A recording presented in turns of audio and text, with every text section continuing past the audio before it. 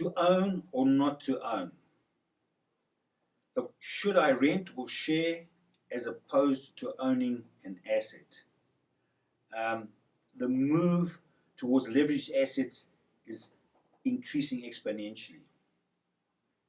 Hey, I'm John Harris, and this is the Exponential Entrepreneur Academy, coming to you live from our digital studios. Owning critical assets such as big machinery, etc., was a standard process for brick and mortar businesses.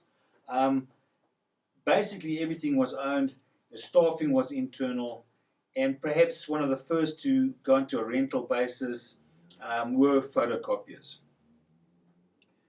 The move towards shared resources gives you a couple of strategic advantages. Obviously, there's not the capitalization, and most importantly, there's huge flexibility.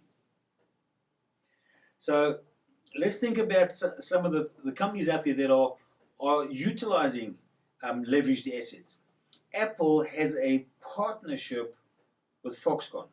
So the factories that are producing many of the Apple products is actually produced in somebody else's factories. That's a partnership, and it means something that Apple doesn't have to own. The Tesla story is slightly different. Tesla has its own factories, and it's not really about the money saving.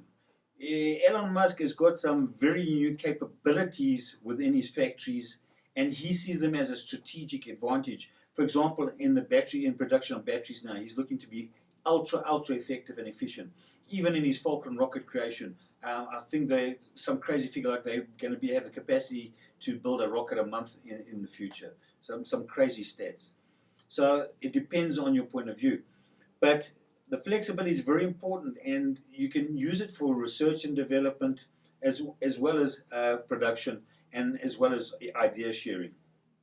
I'd like to tell you a story because I myself went and set up a little shared space.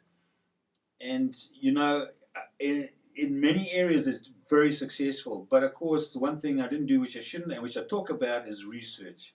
So I just jumped in as usual. And a lot of what happens with the competition in shared space, co-working space, is that they would be convenient to areas where there are a lot of companies, a lot of organizations. So it's very convenient to go to whatever place is nearest, physical space is nearest to them, to use a leveraged asset such as a co-working space, a shared space, for doing some team discovery, research and development, innovation ideas, and things like that. And unfortunately, I chose an area where there isn't a lot of business, and there wasn't really enough traction with small business enterprises. It wasn't that feasible. There wasn't a great money-making idea.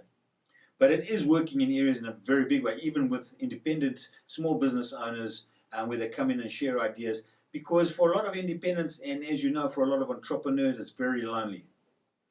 And to become exponential, to double your capabilities and capacity, it's very important to share ideas, to share innovation, and to work and co-work with other people, to have teams. And a lot of it, okay, fair enough, can be outsourced.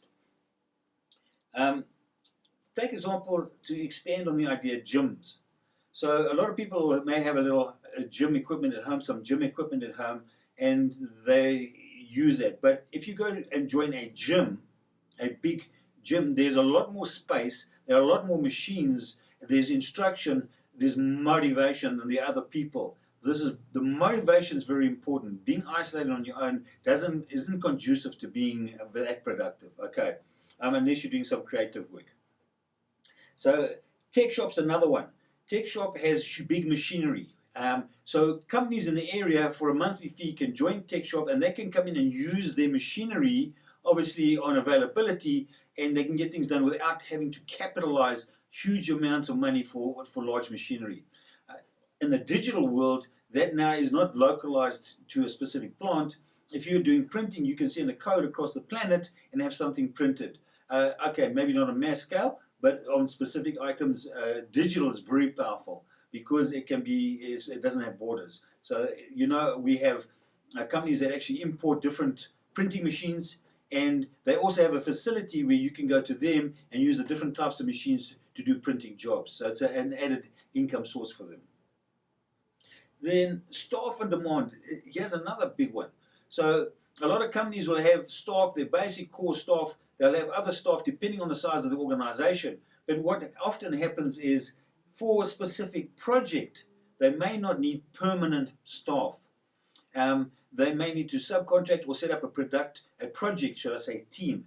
So that project team can then be subcontract. They can source it out from other companies, other platforms. You can go to platforms to source work out, freelancer, etc.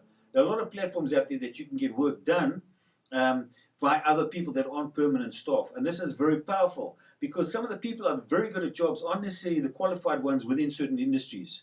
It's quite incredible. The folding of protein, for example, how different proteins fold is what those molecular structures is what creates the different proteins, how it folds together. It's one of the very strange events in nature.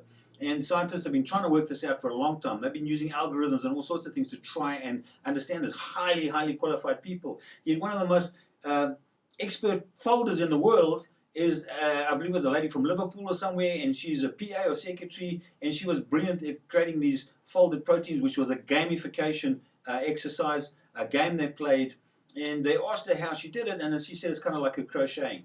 Okay, so often some people that are very good at things aren't necessarily qualified in those things. So finding the best people, going to the crowd, which is an interim step to AI, is quite a good way of getting staff and actually problem solving. You can have other competitions where you can set up prize money and you can get people coming in from around the world and they can compete for that prize money to get an outcome. For example, the oil spills, how to clean up the oil spills. I think that was done, the winner of that was a tattoo artist, okay? The space travel, you got Branson entering in Virgin's the space travel, Galaxy space travel. The thing was, it didn't start out like it. He didn't enter it to start with. Peter Diamandis, an X-Prize, went in and a competition, $10 million to get a vehicle to go into space twice within a certain amount of short period of time to be reusable to a certain altitude, and there was a winner for that, and then he jumped in. Okay, so that solved the problem, and you can see that private enterprises in the space race now, and a lot of problems can get solved through the crowd. Shared resources, here's another one to think about. So why I'm mentioning this, because to become exponential, you've got to have a different business model. You need to understand that you can have a very small team be very powerful. We know about Kodak and Instagram. Instagram, a very small team, 13 or so, sold for $1 billion to Facebook. Kodak got into all sorts of trouble. I think it was 130,000 employees. So you can see the disproportionate competitive advantage you have when you have an exponential organization. Uber. So, Uber doesn't own cars. Well, I believe they may be starting to buy up some Teslas. But they were using other people's resources, shared resources, creating a platform for drivers and people to organize transport.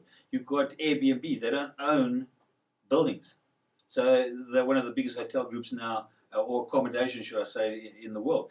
So that is somebody's resource. They may have extra room, extra space. They want to rent it. They go through Airbnb. So you can see the power of these platforms that are sharing resources and how they can cut your capitalization massively in order to make you more competitive. And you can use it more for innovation and R&D.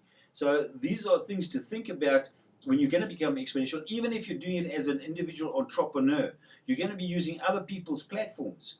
If you're creating things where you're creating your own products, maybe it's information products, you're in the knowledge industry, maybe you're looking to do a how-to product, you're going to use other people's platforms to do your funnels on, for example, to do your automations on, for your email campaigns, etc. You may then subcontract a lot of that work out through Fiverr, etc., to get those jobs done, get your assets created.